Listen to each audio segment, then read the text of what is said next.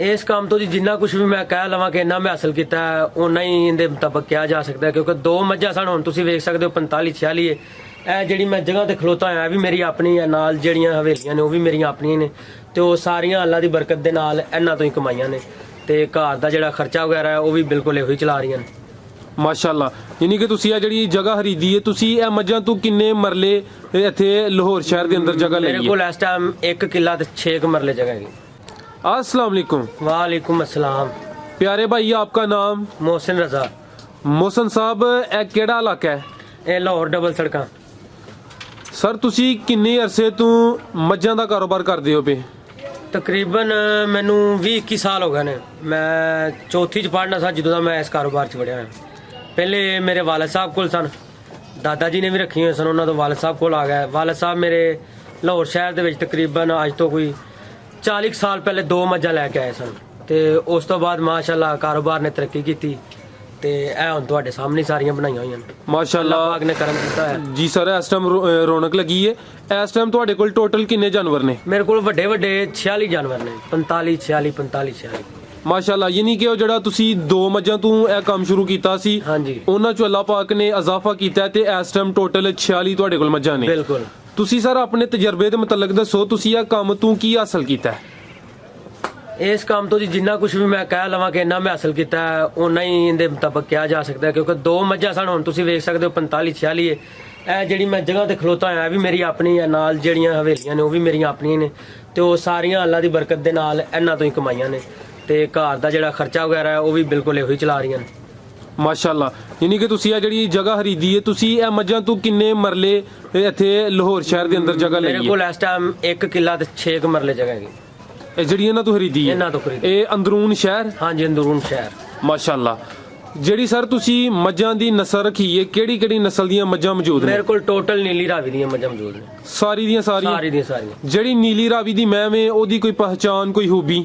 ਨੀਲੀ ਰਾਵੀ ਦੀ ਮਾਈ ਦੀ ਪਛਾਣ ਵੀ ਥਣ ਮੁੱਠ ਭਰਵੇਂ ਹੋਣਗੇ, ਉਹਨਾਂ ਦੇ ਸਿੰਘ ਚੂਰ ਕੁੰਡੇ ਹੋਣਗੇ, ਸ਼ਾਹ ਕਾਲੇ ਮੱਥੇ ਹੋਣਗੇ, ਸੋਹਣੀਆਂ ਹੋਣਗੀਆਂ। ਤੇ ਤੁਸੀਂ ਹੁਣ ਖੁਦ ਵੀ ਖਰੀਦਦੇ ਹੋ ਜਾਂ ਆਪਣੀ ਨਸਲ ਘਰ ਚ ਇਜ਼ਾਫਾ ਹੋ ਰਿਹਾ ਹੈ? ਜ਼ਿਆਦਾਤਰ ਮੇਰੇ ਕੋਲ ਆਪਣੀ ਨਸਲ ਹੀ ਹੈ, ਤੇ ਖਰੀਦਦਾਰੀ ਵੀ ਕਰੀਦੀ ਨਾਲੋਂ ਨਾਲ। ਤੁਹਾਡਾ ਸਰ ਜਿਹੜਾ ਮੇਨ ਕਾਰੋਬਾਰ ਹੈ, ਤੁਸੀਂ ਇਹਨਾਂ ਦਾ ਦੁੱਧ ਸੇਲ ਕਰਦੇ ਹੋ? ਹਾਂਜੀ। ਤੁਹਾਡਾ ਲਾਹੌਰ ਸ਼ਹਿਰ ਹੈ, ਵੱਡਾ ਸ਼ਹਿਰ ਹੈ। ਬਿਲਕੁਲ। ਮੇਰਾ ਪਹਿਲਾ ਇੰਟਰਵਿਊ ਹੈ ਜਿਹੜਾ ਮੈਂ ਲਾਹੌਰ ਕਰਨਾ ਪਿਆ। ਤੁਸੀਂ ਇਹ ਦੱਸੋ ਕਿ ਵੱਡੇ ਸ਼ਹਿਰ ਦੇ ਵਿੱਚ ਡੇਅਰੀ ਦੇ ਕਾਰੋਬਾਰ ਵਿੱਚ ਕੋਈ ਮੁਸ਼ਕਲਾਤ, ਕੋਈ ਮਸਾਇਲ? ਇੱਥੇ ਫਿਲਹਾਲ ਤੇ ਕੋਈ ਮੁਸ਼ਕਲਾਤ ਨਹੀਂ ਹੈਗੀ ਜੀ। ਹਰ ਚੀਜ਼ ਤੁਹਾਨੂੰ ਬਾਜ਼ਾਰੋਂ ਮੁਯੱਸਰ ਮਿਲ ਜਾਂਦੀ, ਲੱਭ ਜਾਂਦੀ, ਪੱਠੇ ਮਿਲ ਜਾਂਦੇ ਨੇ, ਵੰਡ ਲੱਭ ਜਾਂਦਾ, ਹਰ ਚੀਜ਼ ਲੱਭ ਜਾਂਦੀ। ਤੇ ਤੁਸੀਂ ਇਹਨਾਂ ਨੂੰ ਜਿਹੜਾ ਚਾਰਾ ਪੱਠੇ ਵਗੈਰਾ ਪਾ ਰਹੇ ਹੋ, ਉਹ ਤੁਹਾਡਾ ਆਪਣਾ ਜ਼ਾਤੀ ਜ਼ਮੀਨ ਚੋਂ ਨਹੀਂ ਜਾਂ ਮੁੱਲ ਲੈ ਰਹੇ ਹੋ? ਨਹੀਂ, ਉਹ ਮੁੱਲ ਲੈ ਰਹੇ। ਸਾਰੇ ਮੁੱਲ ਲੈ ਰਹੇ ਹੋ? ਹਾਂਜੀ, ਸਾਰੇ ਮੁੱਲ ਲੈ ਰਹੇ। ਇਹ ਕੀ ਸਿਸਟਮ ਹੁੰਦਾ ਕਿ ਇੰਜ ਤੁਸੀਂ ਮੁੱਲ ਲੈ ਕੇ ਇਹਨਾਂ ਨੂੰ ਚਾਰਾ ਖਿਲਾਉਂਦੇ ਹੋ? ਟੋਕੇ ਬਣੇ ਹੋਏ ਨੇ ਜੀ, ਅੱਗੇ ਚਲੇ ਜਾਓ ਜਾਂ ਇੱਧਰ ਬਾਹਰ ਨਿਕਲ ਜਾਵੋ, 250 ਰੁਪਏ ਮਣ, 300 ਰੁਪਏ ਮਣ, 220 ਰੁਪਏ ਮਣ, ਬਾਜ਼ਾਰ ਦੇ ਹਿਸਾਬ ਨਾਲ। ਕਦੀ ਬਾਜ਼ਾਰ ਉੱਤੇ ਚਲਾ ਜਾਂਦਾ, ਕਦੀ ਥੱਲੇ ਆ ਜਾਂਦਾ, ਫਿਰ ਉਸ ਹਿਸਾਬ ਨਾਲ ਲੈ ਆਈਦੇ ਨੇ, ਪੱਠੇ ਪਾ ਲਈਦੇ ਨੇ। ਤੁਸੀਂ ਇਹਨਾਂ ਦੀ ਰੂਟੀਨ ਕੀ ਰੱਖੀ ਹੈ? ਇਹਨਾਂ ਨੂੰ ਰੋਜ਼ਾਨਾ ਕੀ ਖਿਲਾਉਂਦੇ ਪਿਲਾਉਂਦੇ ਹੋ? ਇਹਨਾਂ ਨੂੰ ਰੋਜ਼ਾਨਾ ਜੀ ਮਕਈ ਦਾ ਮੌਸਮ ਚੱਲ ਰਿਹਾ ਹੈ, ਤੇ ਨਾਲ ਜਵੀ ਵੀ ਚੱਲ ਰਹੀ। ਹੁਣ ਮਕਈ ਤੇ ਜਵੀ ਮਿਕਸ ਹੁੰਦੀ ਜੇ, ਨਾਲ ਵੰਡ ਹੁੰਦਾ ਜੇ, ਤੂੜੀ। ਅੱਛਾ, ਮਕਈ ਤੇ ਜਵੀ। ਰੋਜ਼ਾਨਾ ਦੀ ਇੱਕ ਮੱਝ ਨੂੰ ਕਿੰਨੀ ਮਕਈ ਤੇ ਕਿੰਨੀ ਜਵੀ ਖਿਲਾਉਂਦੇ ਹੋ? 1.5 ਮਣ। ਤੇ ਵੰਡਾ ਕਿੰਨਾ? ਵੰਡਾ ਇੱਕ ਮੱਝ ਨੂੰ 7 ਕਿਲੋ। 7 ਕਿਲੋ ਵੰਡਾ ਖੁਦ ਤਿਆਰ ਕੀਤਾ ਹੈ ਜਾਂ ਕਿ ਕਿਸੇ ਕੰਪਨੀ ਦਾ? ਨਹੀਂ ਜੀ, ਵੰਡਾ ਕੰਪਨੀ ਦਾ। ਇਹ ਕਿਹੜੀ ਕੰਪਨੀ ਹੈ? SK। ਅੱਛਾ, 7 ਕਿਲੋ ਵੰਡਾ ਸਾਰੇ ਇੱਕ, ਯਾਨੀ ਕਾਫੀ ਜ਼ਿਆਦਾ ਮਿਕਦਾਰ ਹੈ। ਲੋਕ ਜ਼ਿਆਦਾਤਰ 2-3 ਕਿਲੋ ਖਿਲਾਉਂਦੇ ਨੇ।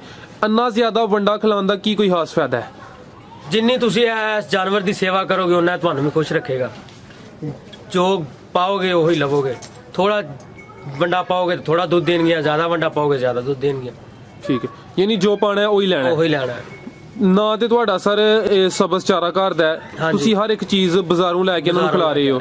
ਹਰ ਇੱਕ ਚੀਜ਼ ਬਾਜ਼ਾਰੋਂ ਲੈ ਕੇ ਇੱਕ ਮੈਂ ਉੱਤੇ ਕਿੰਨਾ ਖਰਚਾ ਹੁੰਦਾ ਹੈ? ਇਹ ਇੱਕ ਮੈਂ ਤਕਰੀਬਨ ਰੋਜ਼ ਦਾ ਖਾਈ ਨਹੀਂ 600 ਰੁਪਇਆ। 600?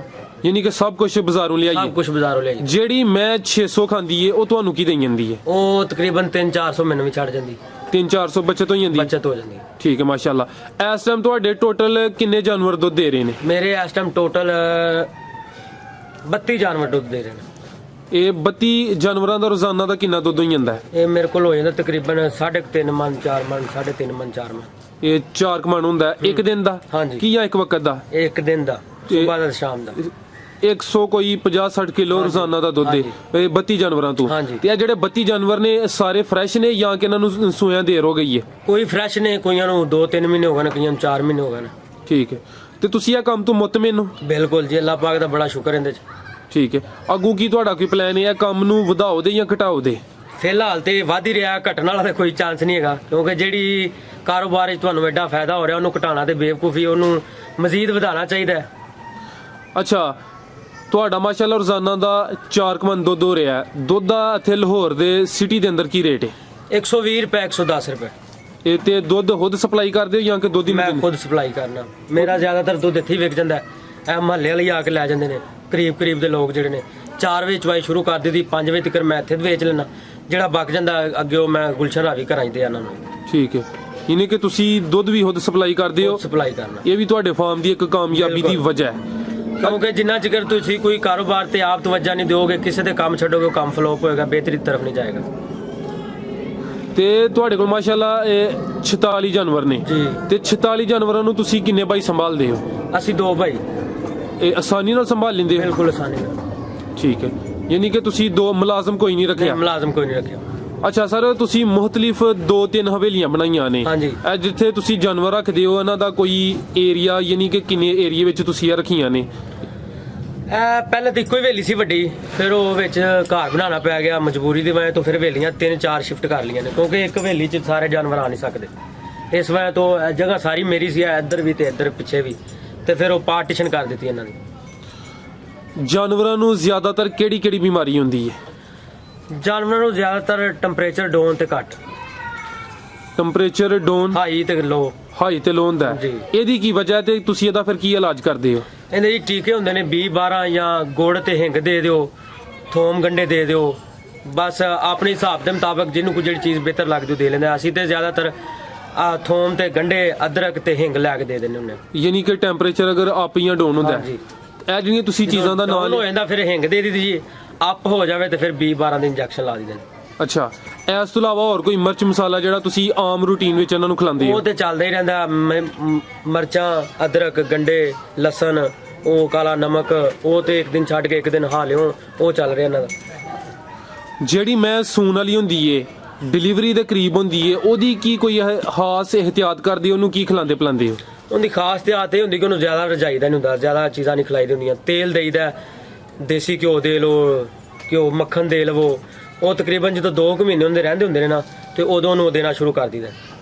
ਅੱਛਾ, ਉਹ ਤਕਰੀਬਨ ਉਹਨੂੰ 10 ਕਿਲੋ ਜਾਂ 15 ਕਿਲੋ, ਜਿੰਨਾ ਤੁਸੀਂ ਖਵਾ ਲਓ ਉਹਨਾਂ ਘੱਟ ਹੈ। ਅੱਛਾ, ਯਾਨੀ ਸੂਣ ਤੋਂ ਪਹਿਲੇ ਕੋਈ 10-15 ਕਿਲੋ ਘਿਓ ਜਾਂ ਤੇਲ ਦੇ ਲੈਣਾ ਚਾਹੀਦਾ ਹੈ। ਕਿਹੜੇ ਮੌਸਮ 'ਚ ਘਿਓ ਦੇਣਾ ਹੈ ਤੇ ਕਿਹੜੇ ਮੌਸਮ 'ਚ ਤੇਲ ਦੇਣਾ ਹੈ, ਤੇ ਇਹਦਾ ਤਰੀਕਾ ਇਸਤੇਮਾਲ ਕੀ ਹੋਣਾ ਚਾਹੀਦਾ? ਇਹਦਾ ਮੌਸਮ ਤੇਲ ਤੇ ਘਿਓ ਦੇਣ ਦਾ ਕੋਈ ਨਹੀਂ ਹੁੰਦਾ, ਕਿਉਂਕਿ ਜਦੋਂ ਮੱਝ ਡਿਲੀਵਰੀ ਤੇ ਕੋਲ ਆ ਜਾਂਦੇ ਨਾ, ਫਿਰ ਉਹਨੂੰ ਦੇਣਾ ਹੀ ਦੇਣਾ, ਜਾਂ ਸਰਦੀ ਹੈ ਜਾਂ ਗਰਮੀ। ਨਹੀਂ, ਜ਼ਿਆਦਾਤਰ ਦੋਸਤ ਕਹਿੰਦੇ ਨੇ ਅਗਰ ਸਰਦੀ ਹੋਏ ਤੇ ਇਹਨਾਂ ਨੂੰ ਘਿਓ ਦਵੋ, ਗਰਮੀ ਹੋਏ ਤੇ ਤੇਲ ਦਵੋ। ਤੁਹਾਡਾ ਕੀ ਜ਼ੀਨ ਹੈ? ਅਸੀਂ ਤੇ ਜੀ ਸਰਦੀਆਂ 'ਚ ਵੀ ਦੇ ਲਈਦਾ ਤੇ ਗਰਮੀਆਂ 'ਚ ਵੀ ਦੇ ਲਈਦਾ, ਇਹਦਾ ਕੋਈ ਬੈਡ ਇਫੈਕਟ ਨਹੀਂ ਹੈ। ਹਰ ਕਿਸੇ ਇਨਸਾਨ ਦੀ ਆਪਣੀ ਆਪਣੀ ਸੋਚ ਹੁੰਦੀ। ਅੱਛਾ ਸਰ, ਇੱਕ ਬੜਾ ਅਹਿਮ ਸਵਾਲ ਜ਼ਿਹਨ 'ਚ ਆ ਰਿਹਾ ਹੈ। ਤੁਹਾਡਾ ਸਭ ਕੁਝ ਤੁਸੀਂ ਬਾਜ਼ਾਰੋਂ ਖਰੀਦਦੇ ਇਹਨਾਂ ਨੂੰ ਜਿਹੜਾ ਖਿਲਾਣਾ ਪਿਲਾਣਾ ਹੈ, ਇੱਕ ਮੈਂ ਜਦੋਂ ਦੁੱਧ ਦੇਣਾ ਬੰਦ ਕਰ ਦਿੰਦੀ ਏ, ਉਹਦਾ ਤੁਸੀਂ ਫਿਰ ਕੀ ਇਲਾਜ ਕਰਦੇ ਹੋ? ਜਾਂ ਉਹਨੂੰ ਸੇਲ ਕਰਦੇ ਹੋ ਜਾਂ ਕਿ ਇੱਥੇ ਆਪ ਹੀ ਰੱਖ ਲੈਂਦੇ ਹੋ? ਕੀ ਹੱਲ ਹੈ ਉਹਦਾ? ਇਹ ਤੁਹਾਡੇ ਕੋਲ ਹੈ, ਪਿੱਛੇ ਖਲੋਤੀ ਹੋਈ ਮੱਝ ਮੇਰੀ। ਅੱਛਾ, ਇਹ ਮੇਰੇ ਕੋਲ ਤੀਸਰਾ ਜਾਂ ਚੌਥਾ ਸੂਆ ਸੂਣ ਲੱਗੀ ਇਹਨੂੰ, ਫਿਰ ਮਾਸ਼ਾਅੱਲਾ ਦੇ 2 ਮਹੀਨੇ ਰਹਿ ਗਏ ਨੇ ਸੂਣ 'ਚ। 7 ਮਹੀਨੇ ਦੀ ਜਦੋਂ ਗੱਭਣ ਹੋ ਜਾਂਦੀ ਮੱਝ, ਅਸੀਂ ਉਹਨੂੰ ਛੱਡ ਦਿੰਦੇ ਆ। 3 ਮਹੀਨੇ ਉਹ ਸਾਡੇ ਪੱਲਿਓਂ ਖਾਂਦੀ ਏ। ਉਹ 3 ਮਹੀਨਿਆਂ 'ਚ 20,000 ਖਾ ਲੈਗੀ, 25,000 ਖਾ ਲੈਗੀ, ਤੇ ਸੂ ਪੈਂਦੀ, ਇੱਥੇ ਹੀ ਸੂ ਪੈਂਦੀ। ਅੱਛਾ, ਯਾਨੀ ਤੁਸੀਂ ਸੇਲ ਨਹੀਂ ਕਰਦੇ? ਨਹੀਂ, ਬਹੁਤ ਮੁਸ਼ਕਲ। ਅਗਰ ਕਿਸੇ ਮੱਝ ਨੂੰ ਕੋਈ ਨੁਕਸ ਬਣ ਜਾਵੇ, ਤੇ ਉਹਦੇ ਥਣ 'ਚ ਮਸਲਾ ਬਣ ਜਾਵੇ, ਜਾਂ ਉਂਝ ਕੋਈ ਉਹਨੂੰ ਅੰਦਰੂਨੀ ਮਸਲਾ ਬਣ ਜਾਵੇ, ਫਿਰ ਉਹਨੂੰ ਸੇਲ ਕਰੀਦਾ, ਅਦਰਵਾਈਜ਼ ਨਹੀਂ ਸੇਲ ਕਰੀਦਾ। ਤੇ ਤੁਸੀਂ ਸਰ ਇਹਨਾਂ ਨੂੰ ਇੰਜੈਕਸ਼ਨ ਲਗਵਾਉਂਦੇ ਹੋ ਜਾਂ ਕਿ ਤੁਸੀਂ ਕੋਈ ਝੋਟਾ ਰੱਖਿਆ? ਨਹੀਂ, ਝੋਟਾ ਰੱਖਿਆ। ਇਹ ਆਪਣਾ ਹੈ? ਹਾਂਜੀ, ਇੱਕ ਝੋਟਾ ਹੈ? ਇੱਕ ਝੋਟਾ। ਤੇ ਇਹ ਜਿਹੜੇ ਛੋਟੇ ਜਾਨ ਨੇ, ਇਹਨਾਂ ਨੂੰ ਵੀ ਖੁਦ ਪਾਲਦੇ ਹੋ ਜਾਂ ਕਿ ਇਹਨਾਂ ਨੂੰ ਛੋਟੀ ਉਮਰ 'ਚ ਸੇਲ ਕਰਦੇ ਹੋ? ਇਹ ਛੋਟੀ ਉਮਰ 'ਚ ਸੇਲ ਤੇ ਨਹੀਂ ਕਰੀਦੀ, ਦਿਹਾੜੇ ਤੇ ਭੇਜ ਦੇਣਾ ਮੈਂ। ਉਹਦਾ ਕੀ ਹਿਸਾਬ ਹੁੰਦਾ ਦਿਹਾੜੇ ਤੇ ਭੇਜਣ ਦਾ? ਦਿਹਾੜੇ ਦਾ ਹਿਸਾਬ ਇਹ ਹੁੰਦਾ ਵੀ ਪਿੰਡਾਂ 'ਚ ਲੋਕਾਂ ਨੇ ਇੱਕ ਦੀਆਂ ਮੱਝਾਂ ਰੱਖੀਆਂ ਹੁੰਦੀਆਂ, ਕੱਟੀਆਂ ਉਹਨਾਂ ਨੂੰ ਦੇ ਦਿੰਦੀਆਂ। ਉਹ ਜਦੋਂ ਕੱਟੀ ਤਿਆਰ ਹੁੰਦੀ ਸੂੰਦੀ, ਤੇ ਉਹਦਾ ਮੁੱਲ ਕਰ ਲਈਦਾ ਵੀ ਇਹਦਾ ਕੀ ਮੁੱਲ ਹੈ। ਫਰਜ਼ ਕਰ ਲਓ ਉਹਦਾ ਮੁੱਲ ਹੈਗਾ 1.5 ਲੱਖ ਰੁਪਇਆ, ਤੇ ਉਹਨੂੰ ਮੈਂ 75,000 ਰੁਪਇਆ ਦੇ ਕੇ ਲੈਣੀ ਹੁੰਦੀ। ਅੱਛਾ, ਯਾਨੀ ਅੱਧੇ ਉਹਨਾਂ ਦੇ ਅੱਧੇ ਤੁਹਾਡੇ? ਹਾਫ ਹੁੰਦੀ, ਹਾਫ। ਤੇ ਜਿਹੜਾ ਤੁਸੀਂ ਇਹ ਛੋਟਾ ਜਾ ਹੁੰਦਾ ਕੱਟੀ ਜਾਂ ਕੱਟਾ, ਇਹ ਕਿੰਨੇ ਮਹੀਨੇ ਦਾ ਦੇ ਦਿੰਦੇ ਹੋ?